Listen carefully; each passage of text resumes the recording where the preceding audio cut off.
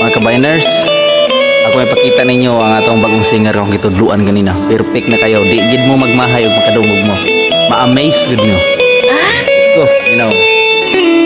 Kada adlaw ikaw Handa ka bago pa makitudluan ako. Handom sa kanunay. Alang karubok.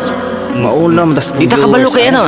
Kompleto ako makita ang imong panagway. Handa ka. Naman yung alangan kay di kita kabalo kay nang kanta na gud karon ko kakanta na. Wala man gyud nako tuyo ay sus ko Ginoo na di naman ni mao. Saon man grabe ka silosa. Alangan kay ka. Karon ko kabalo gud nang kanta nga na dinhi kanta ni. Kaganina pagkagahiya po ni. Wa gani oy. Di mo mong reason. Ay lagi loyal man ko. Pirmini mo. Kana taas. Lang karambugog ko na. Ikaw rin yun saan akong gihigugma.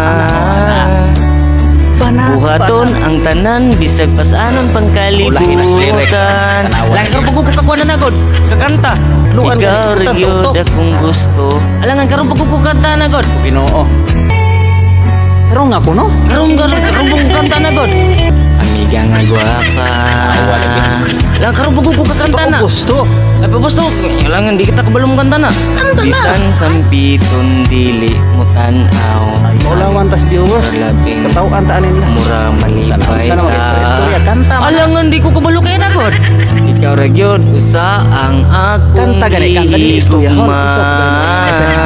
Palungon man ako. Palungon ni ko kabalo kay. Di ko kabalo na. Palungon ni karon.